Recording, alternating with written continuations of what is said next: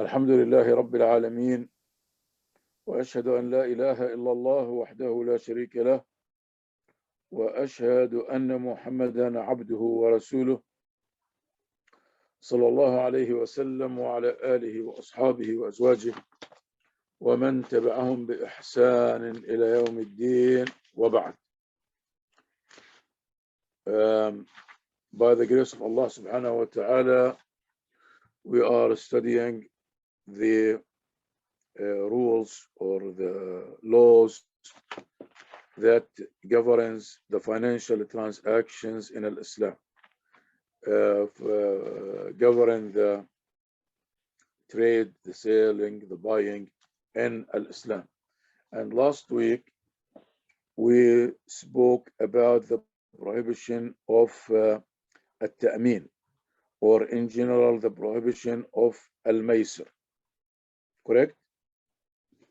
Yes? No? Maybe? Yes. Yes. طيب. Allah subhanahu wa ta'ala said in Al-Quran al-Kareem, إنما الخمر والميسر والأنصاب والأزلام رجس من عمل الشيطان فاجتنبوه. Allah subhanahu wa ta'ala says khamr, alcoholic beverages, and al-maysir. Al-maysir, إنما الخمر والميسر والأنصاب والأزلام عمل رجس من عمل الشيطان. رجس من عمل الشيطان فاجتنبوه. Correct? نعم. Let me see the translation. How it's translated. Just give me a second.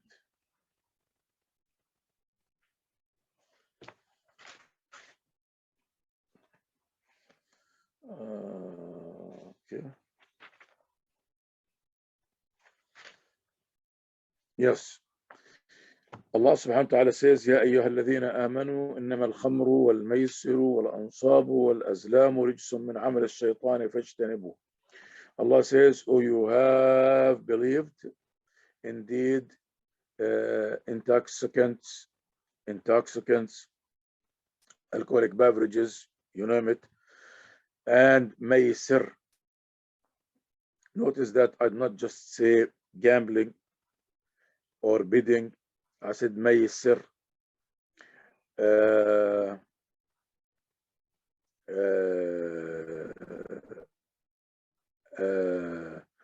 Sacrificing on stone altars to other than Allah Azza wa Jal, and arrows of luck, drawing the arrows of luck to go by drawing. It is equal to rolling the dice, يعني, are but defilement from the work of shaitan, so leave it aside. Okay, usually it's translated as avoid it, and it I do not know why, but many people they understand avoid it as optional. I do not know. Unfortunately, it is Muslims who say, well, there is no prohibition of khamr in the Quran. So it says here, avoid it. Literally, here the translation says fa'ij'tanibūhu. Fa'ij'tanibūhu from jump, from your side. Okay, and fa'ij'tanibūhu, literally it means leave it aside. What does that mean?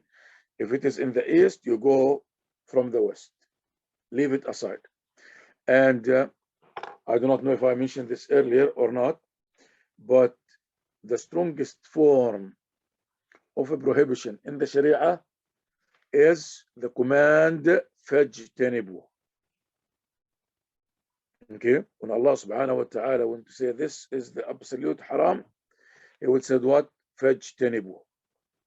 And this notion that khamr and maysir and al-ansab and al-azlam, they are not firmly prohibited in the Quran. This is only people who are literally either crazy or absolute ignorance who said that.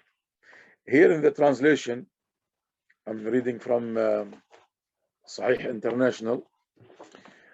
She paid attention, or the people who translated with her, they paid attention, said the prohibition understood from the word avoid. Fa-ij'tanibūhu is stronger than if Allah subhanahu wa ta'ala had merely said abstain from it, or if it says haram. The former requires distancing oneself from anything remotely related to these practices. Literally, if it's in one side, you have to be in what? In the other side. That's why Allah subhanahu wa ta'ala, I'm emphasizing that for two reasons. To show that al-Maysir, the subject for discussion, is an absolute haram, and we'll explain the word al-Maysir soon. And second, to keep in mind that Allah subhanahu wa ta'ala, when He emphasized the prohibition of something, He uses the term ijtanib. And when Allah subhanahu wa ta'ala wants to describe the believers who stay away from the haram, He will use the verb also ijtanib. That's why Allah subhanahu wa ta'ala said, what? In tajtanibu kaba'ira ma tunhawna anhu nukaffir ankum sayyi'atikum. If you leave aside the major sins that you are prohibited, we will forgive you the minor sins. وَالَّذِينَ يَجْتَنِبُونَ كَبَائِرَ الْإِثْمِ وَالْفَوَاحِشِ. And those who stay aside from the major sins and from the major immoralities. وَالَّذِينَ اجْتَنَبُوا الطَّاغُوتَ أَن يَعْبُدُوهَا. And those who sit aside or stay aside from worshipping the Taghut. And you can keep going on and on. So on the nonsense, when some people said, well, He said, Allah subhanahu wa ta'ala said ijtanib, and ijtanib is avoid. Not necessarily, it's not necessarily equal to haram. No, it is much more than haram. So whenever Allah subhanahu wa ta'ala said what? Ijtanibu. That's why this lady here, Muhammad, she made this footnote. So ijtanib, which is from janb, which is side. This is my side. This is my other side.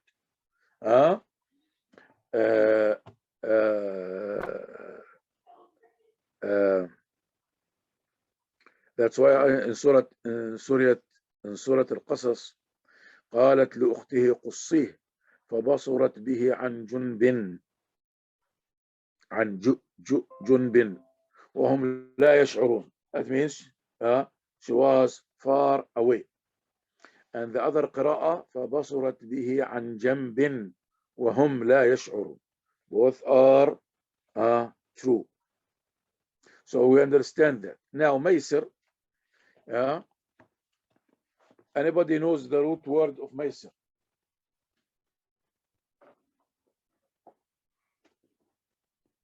Anybody?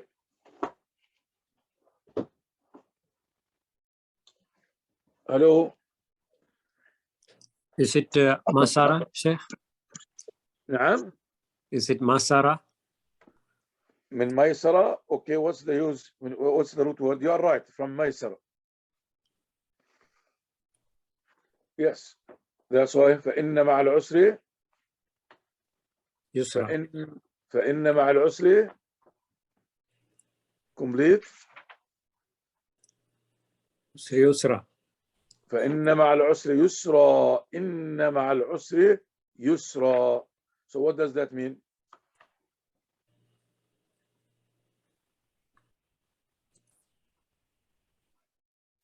It's okay. You know it. I know that you know it. It's okay. After ease, Yeah, after it means ease.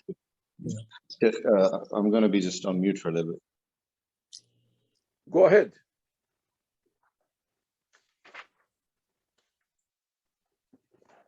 Okay.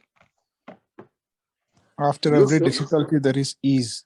there is ease. So al-yusr ضد al-usr. Yusr is the opposite of what? Of hard, of difficult. Okay. That's why Allah subhanahu wa ta'ala says, سيجعل الله بعد عسر يسرا وسنقول له من أمرنا يسرا فالجاريات يسرا. So is. فإذا أحصرتم فما استيسر من الهدي فاقرأوا ما تيسر منه. And so on and so forth. طيب.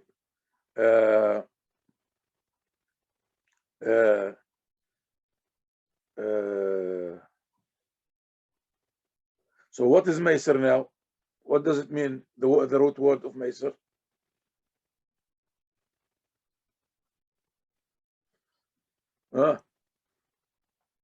Ease. Is. Is. So they called gambling and bidding and these things, what they call it? Easy money. Easy money. Yes, easy money. Easy come, easy go. Easy go. That's good. Very good. But in people in their rationalizations, what do they mean when they call these things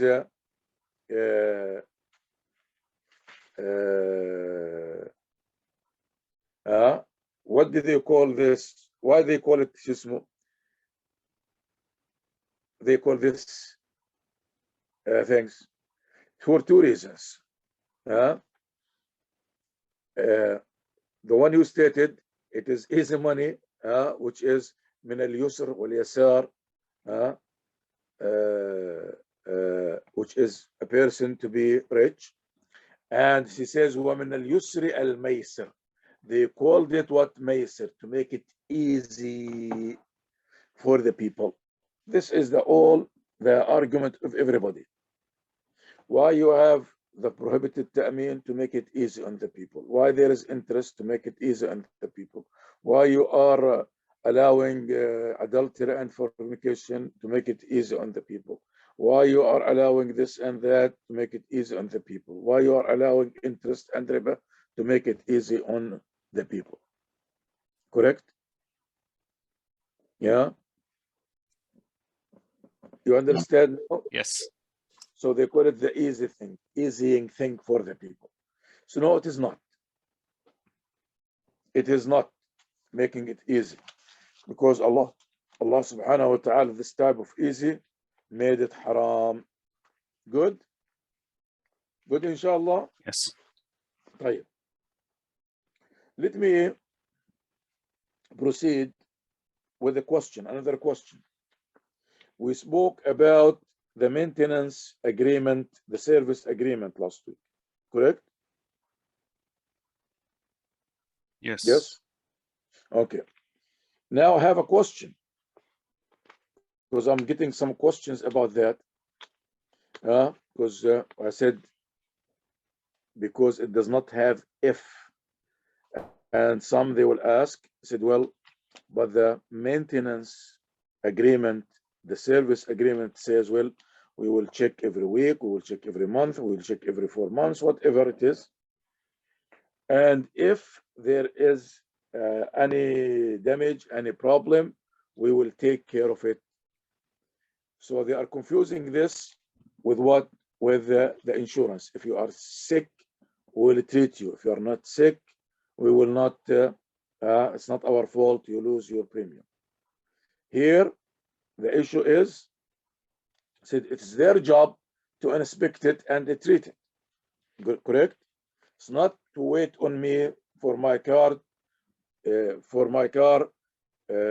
be in an accident, or my house to be in an accident, or my health to be in some kind of needing medical treatment. Here, it's called service agreement because they are supposed to serve it. The old example the scholars they used to give, anybody knows what is the old example for this service agreement? Old in the books of fiqh. No, Sheikh. I'm sure you do. Okay. It's called guarding, like in bodyguard. You get it? Yes. Okay. Is guarding, having a bodyguard, having a doorkeeper, allowed or not allowed? Allowed. Somebody said, well, you guard my house. You keep an eye on my house. You stay in front of my house and you keep an eye. Yes? Yes, it's allowed. As far as I know, there is no disagreement among the scholars that this is allowed. Correct? Yes. For somebody to guard a property or a person, it is allowed. طيب. Why this is allowed?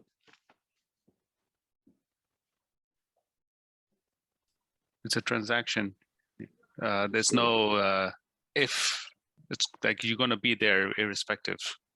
But there is an if. The if is there because if somebody comes to break in, what this guard is supposed to do? To protect. To protect. Correct? To protect. To do something about it. Huh? So is he going to do the job, or he is going to tell me, okay, somebody here, come and do your job? He's going to do the job.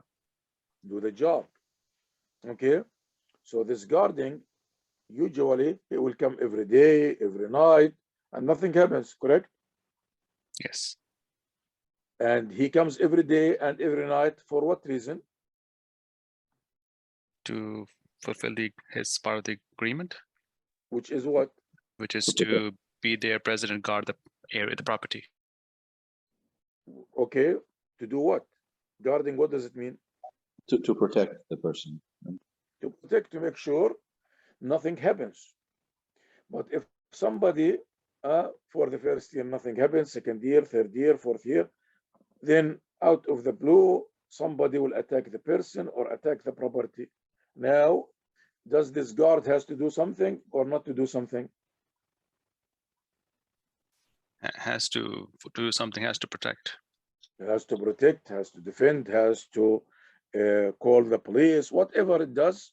But he agreed to service the place, to maintain the place, correct?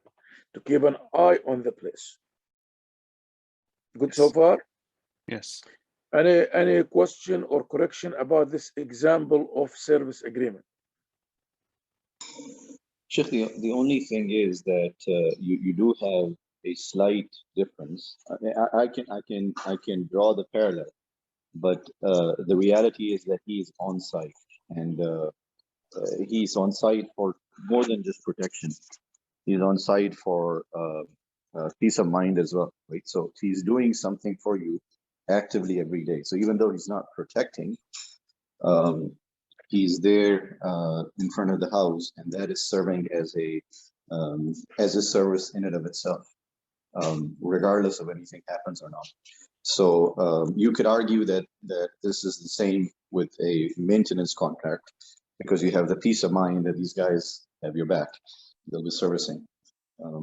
But I mean, it's a slight different because he's physically present there. So somebody could say that it's not the same. But do you have an alarm? Do you have an alarm system in your house?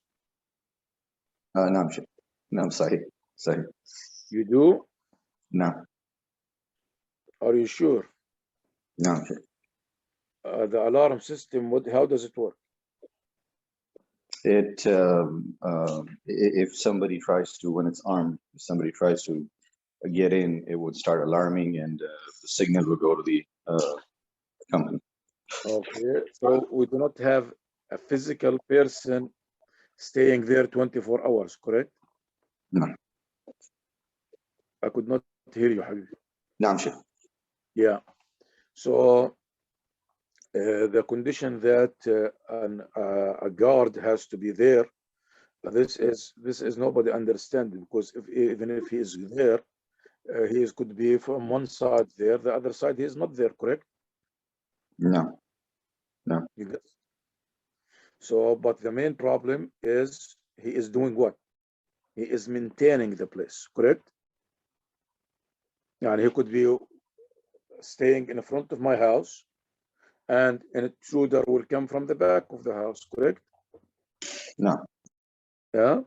So this presence, although it is noticeable, but it is not a requirement, because not every guarding requires what? Requires physical person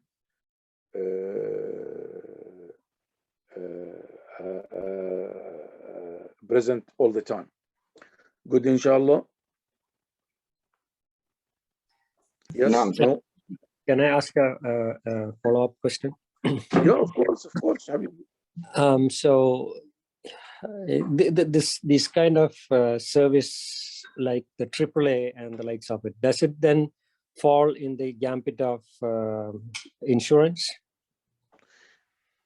The AAA is going as an insurance. Yeah. Okay. We told you AAA is a non-profit organization, but these things you are talking about, this AAA and these things. If something happened to you, we will come, correct? Yes. Otherwise, you are going to lose your money. Yeah. This is But insurance. yeah, but there are yeah, they give so many other benefits, like you go and buy some park tickets or something, you get a discount, this, that, and stuff like that. I think the brother is talking about not the insurance, but the AAA membership. I know Isn't it? the car service, the road service. Yes, I know it very Yes. well. Yes. Yeah. Okay. Anybody has a membership with Costco or Sam's Club? Yes. How does it work? It's a yearly membership. In order to buy things from that store, we need to have that. And they give an incentive saying that if you spend this much amount, then they will return you back the membership amount and maybe even more. Okay, but it works that if you want to be in that store, yeah, you have to buy yes, the membership. that's correct. And do they have any other condition to be in the store? Not that I know of. I mean, if you buy the membership, anyone can buy the membership, and if you buy the membership, you can be in that store. So there is no if there, correct? Right. What is right? I mean, there is no if. I mean, there is if, meaning like you have to get this membership, No, then you after can go. to buy the membership. No, What then will there happen? is, as far as I know, there is no if. You can go and buy the stuff and They tell come you, well, they do not tell you you are allowed in if you are hungry. Do they say that? No. They say you are allowed in only if you need a product. No. Do they tell you you are allowed there if you spend at least $2,000? No. So there is no if. The only condition they have is for you to buy the membership, and it is always open for you, correct? Yes, you can be there Yes. 6 times a day. Yes. You can go there for a walk. You do not have to buy anything, correct? Yes. Correct. This kind of agreement has nothing to do with insurance, Habibi, in any way, shape, or form. This is a form of service they provide for the people. Yeah? And I'm going to give you an example now. Assuming that you have a house and you have a function in your house. Say, okay, the invitation, it's a paid invitation. Is it allowed or not allowed? I think it's allowed. Why you think not? No, I'm it is. sure it's. Yeah, it is allowed. It's up to the individual. It's up to the individual. So if somebody says, well, but you allowed Ahmed in without paying, what do you say to him? Well, I mean, we need to understand what's the circumstances. Maybe, you know, Okay, like there's no circumstances. Remember our general rule. Brother Minhaj knows it very well. Direct question, direct answer, simple question, simple answer. Don't go anywhere else. It's my house. I have a function in my house. And I say anyone is invited, is welcome to attend this dinner or this wedding or this walima, you name it, on the condition that everyone has to buy a ticket. It's in my house, my regular house. Is this allowed or not allowed? it is allowed. Allowed. What about if I charge 6 people, said, okay, here, show me the tickets. Say, okay, these are 5 tickets. We paid for them. Then comes Ahmed. Said, Ahmed, welcome, Ahmed. Hey, come here. And somebody would say, well, but he doesn't have a ticket. Why you are allowing him in? Is this allowed or not allowed? Because it's my house. Because it's my house. Allah barik feek. Because it is my house. I can do as I wish with it. So that's why I'm saying that, because even people, they ask if this is permissible or not. Back to the AAA. Okay, the AAA membership.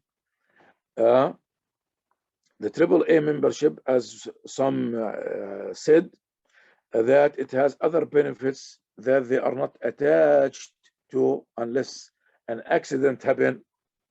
You are not. For example, in my old days, when I used to go to travel, I would go there and they give me these maps and they draw these lines from point A to point B. Anybody still remember that? I very well remember that, Sheikh. Good.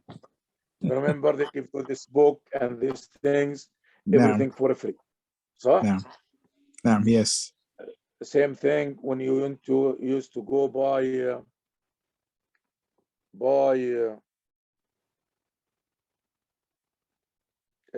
certified checks or international checks. They used to sell it to you for free. Correct?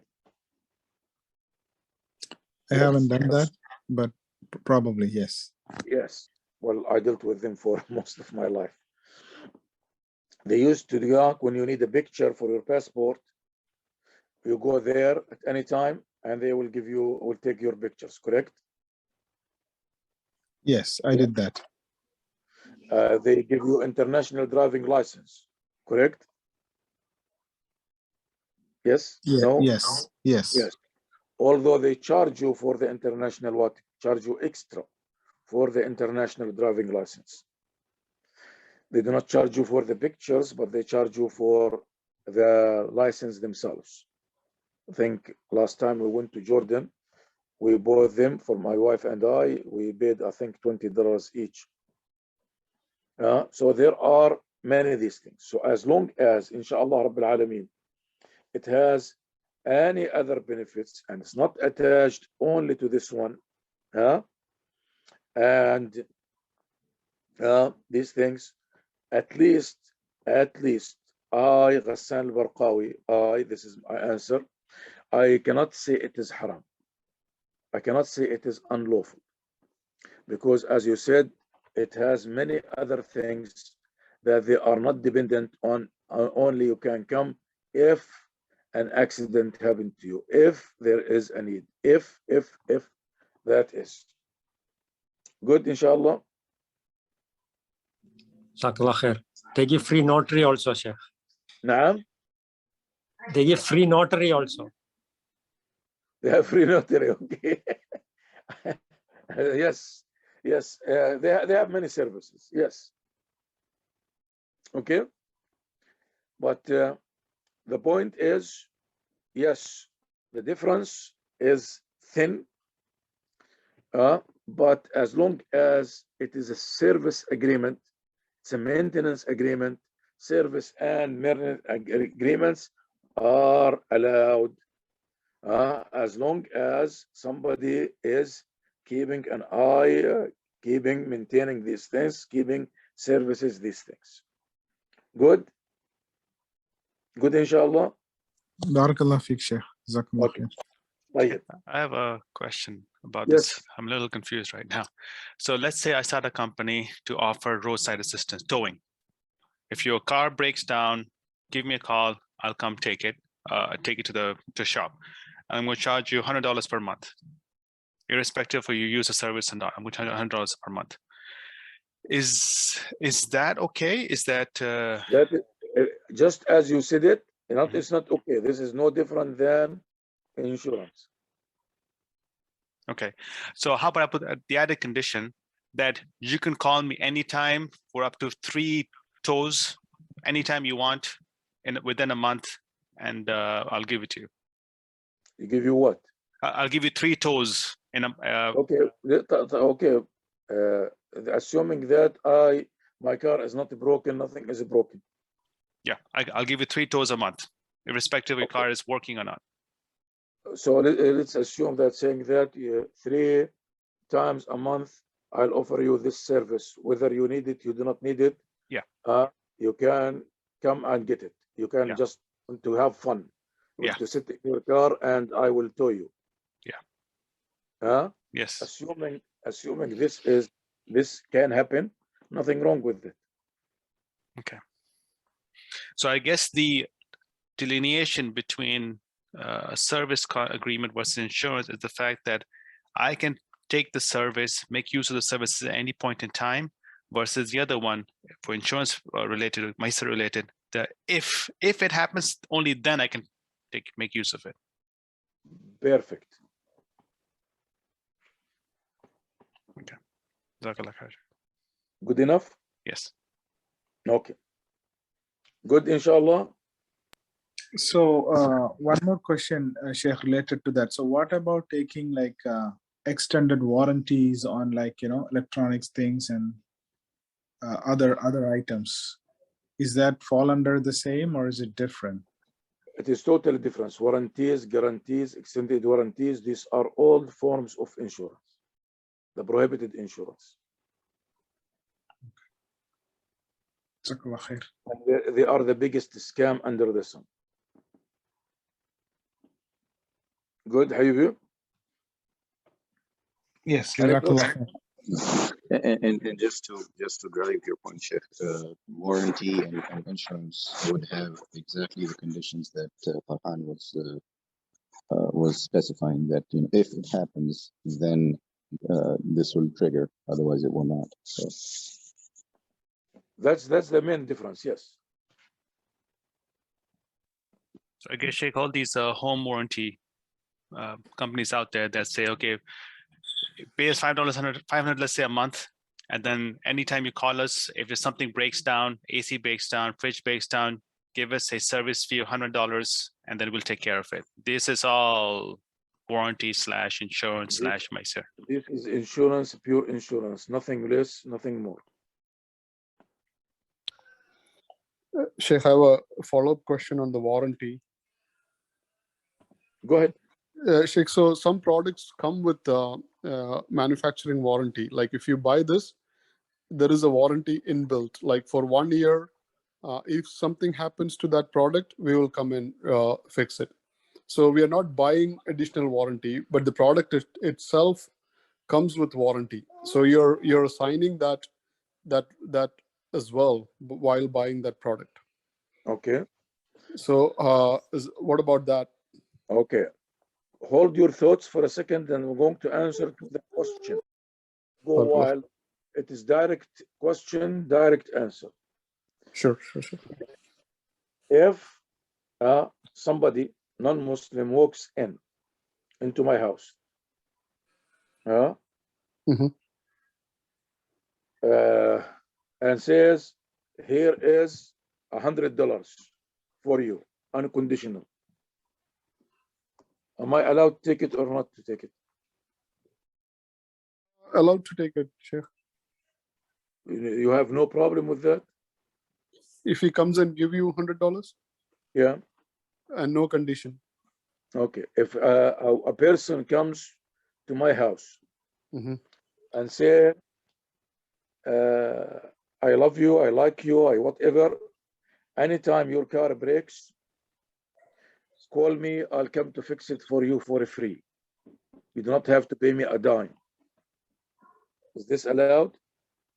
I think so, Sheikh. Yeah. I think it or is not allowed. I think it is allowed. Why it's allowed? Because it is same as the service agreement, but there is no fee. No. Stay Okay. with me. Why it is allowed here? Forget about insurance, these things. Why this allowed? Because he didn't put any conditions that, like, you have, if I do this, you have to do something else. There is no. And this is what is called in the Shariah. In Islam, what do you call this? I don't know, Sheikh. A gift? A gift. A gift. hiba. Okay. Hiba. Yeah. Mhm. And Rasulullah sallallahu alaihi wasallam, did he accept the Rasul. gifts from the Yahud or did not? I think he accepted. Why you are saying I Is that- think? If it is for, yeah, I think he accepted. Yes. Of course. How he was murdered? The food was given. They poisoned a sheep, Yes. roasted sheep, and they fed him from it. Correct? Yes, Sheikh. And many other incidents. Mhm. So an voluntary gift from the Muslim, all its source could be haram to us. And if it has no condition attached to it, it is halal, it is lawful. Okay. Good? Good. Clear? Yes. And if the Muslim, we know that not these things, we know that he's a decent Muslim and he does not deal with any haram and he give us any gift or services, are we allowed to accept it from the Muslim or not? Yes, we are allowed to. Yeah. Yes. So we have no problem with that. Good. Yes.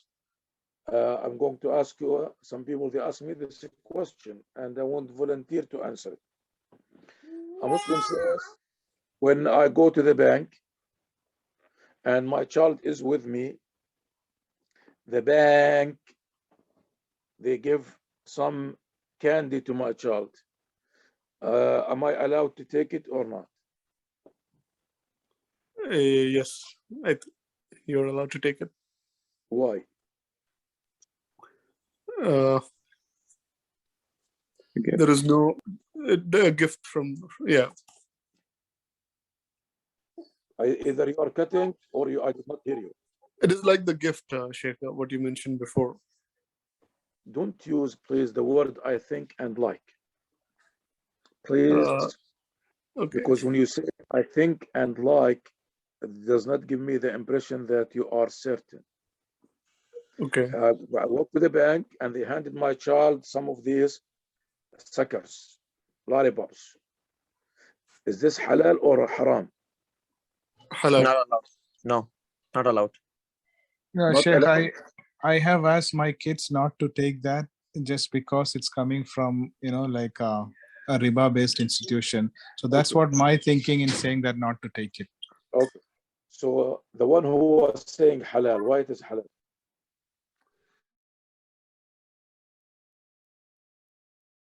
Isn't it a gift, Sheikh? I mean, It is a gift. So Okay. One at a time, please. One at a time, please. Sheikh, it is a gift. I mean, there is no transaction or anything Okay. between. That when Rasulullah sallallahu alaihi wasallam accepted all these gifts from the non-Muslims, from the kuffar, from the mushrikun, from the Yahud, from the Christians, and the companions, were they at that time dealing with riba or were not? They were.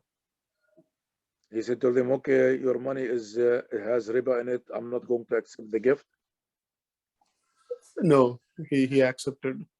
I accepted it because we have a general rule in the Sharia that we accept the money of the non-Muslim with no, as long as it is unconditional. Okay, we can sell to them, we can accept their gifts, and so on and so forth. Correct? Yes. The only time that we question or we do not accept a gift or a payment or offering from a non-Muslim is when we know two things. We know them 100%, that this money is stolen or unauthorized to you. Correct? Okay. If this money is not stolen and it is there is no need for authorization, then we accept the money and we do not question them about the source of the money, just like Rasulullah sallallahu alaihi wasallam did. Awesome.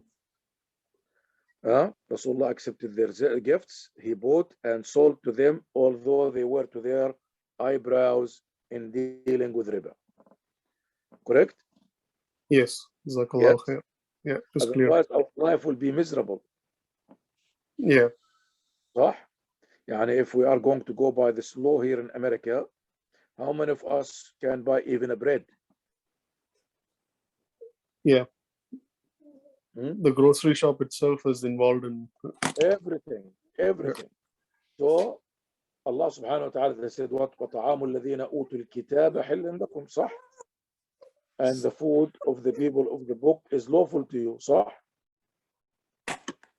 Yes? Yes. Although the people of the book at that time, with no exemption, they were dealing with riba left and right. Yes. And we discussed that in the Quran al-Kareem, and we discussed it earlier when we spoke about the prohibition of riba. So if it's a kafir, a non-Muslim,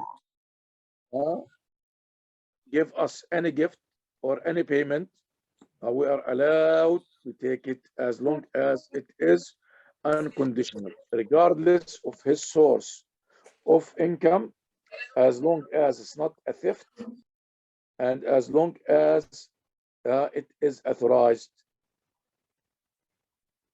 As long as it's authorized, that means because it could be not his money, but he's an agent. Correct?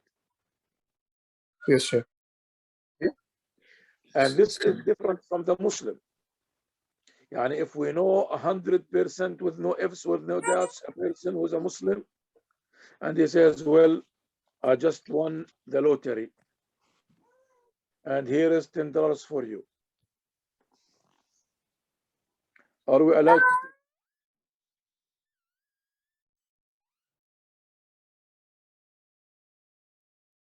He just won the lottery, and he said, Ya Sheikh Ghassan, I love you so much. I just won the lottery, and here is $10 for you from the lottery.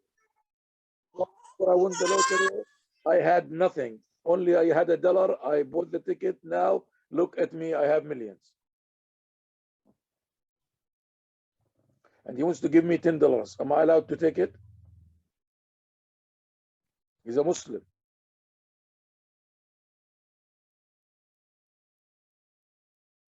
We cannot take it because we know that that money is haram, stolen money. Because since we are Muslims, we are commanded to obey the law of Allah Azza wa Jal. Yani if a Muslim does not pray, do we command him to pray or not to pray? To pray. To pray. He's a Muslim. Let's assume that we live in a land with the Islamic law, and a person who does not pray, what does the government do? Apply had on him.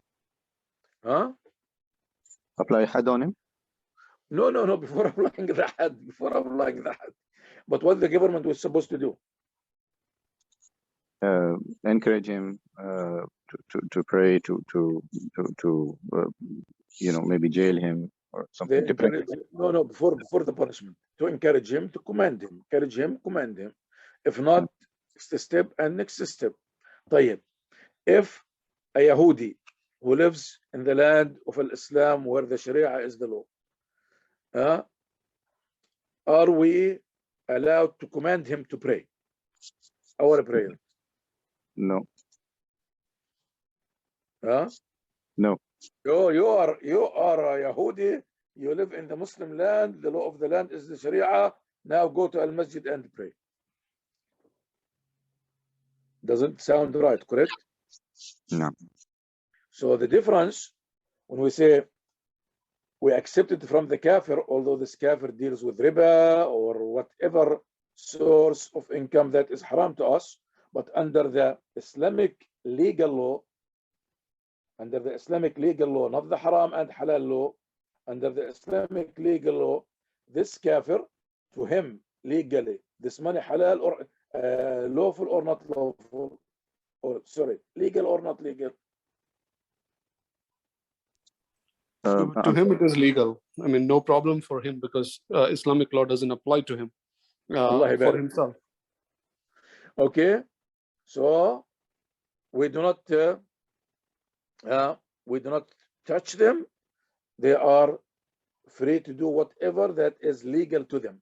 Legal, that means Allah said, yes, you are a Yahudi, you are a Christian, you are a non-Muslim, you are this, you are that, and you live under the Islamic law, and we do not touch you in what you do. Correct? Yeah? No, yes, Sheikh. Yes? Sure. But I have a... No. Tfaddal. Sorry, if you, I don't know if you're complete, but I have a follow-up question whenever you allow me. It's okay, go ahead. So on the topic of the lottery example that you have taken, I wanted to ask a follow-up question on that. So for example, let's assume that a father is earning a lot of a Muslim father is earning a lot of haram income, and they are inviting, let's say, his daughter and his son-in-law to his house for a feast, right? How do they cooperate on that, and also on inheritance of the wealth that is earned in haram? How is that dealt with? Okay, you mean the question you asked, correct? Yeah, you mentioned about winning the lottery and of Muslim. Get what I said, Habibi. You mean exactly what you asked, correct? Yeah. So his money is not all haram, correct? Yeah. My assumption is correct? His money is haram. Let's say I want to say his money is haram. No. Okay, that's where all of his money haram. Yeah. They are not allowed to accept this money. They are not allowed to use this money. However, our mashayikh, our ulama, Sheikh Al-Albani, others, they said what? As long as you keep the relationship and the da'wahship and this and that, you can visit and you can take a little of that. So inshallah Rabbil Alameen, the open of the da'wah is there as long as you are doing that. Okay? So you cannot say, well, my father lives in a house from the mortgage. I'm not going to visit my father. But you visit him enough not to enjoy the haram that he has or use the service he has. Good, inshallah? Good. About the inheritance, I'm going to give you the two sides and I'll tell you what I believe to be correct. Some ulama, they say if a person inherits haram money, that it is not the property of the others. After he dies, the children, the wife, anyone who can inherit him is allowed to take this money. What does it mean that does not involve anyone? that means it's not, we do not know for sure that it's a stolen money or out of cheating money or this and that, but it is through a legal system that allows gambling, allows selling alcoholic beverages, allows selling pork, allow والعياذ بالله pornography, allow I do not have to mention all the examples, allow interest. They said it is his fault. If he dies, you divide the interest because now this money does not belong to a third party. Good? No. That is the position of some ulama. The second position said, no, you cannot. This money is still haram money and nobody can inherit it. And this is the position I go by. That's why I wrote my book about الصدقة بمال حرام غير مقبولة. Giving charity from haram money is unaccepted, and أهم أحكام المال الحرام, the most important rules of the haram earned money. And I discussed this issue in it about the inheritance, and I quoted the scholars and this and that. This is haram money, then it cannot be distributed to start with. This is when we are saying 1,000,000%. I do not know if mathematically is correct to say it. But we have no an atom of doubt, beyond the shadow of doubt, that it is haram. Not speculation, not I guess. Good? Yeah. I understand in these things. Inshallah Rabbil Alameen. Okay, حبيبي. سبحانك اللهم وبحمدك أشهد أن لا إله إلا أنت أستغفرك وأتوب إليك. Stay good to Allah, stay safe, stay healthy. Assalamu alaikum.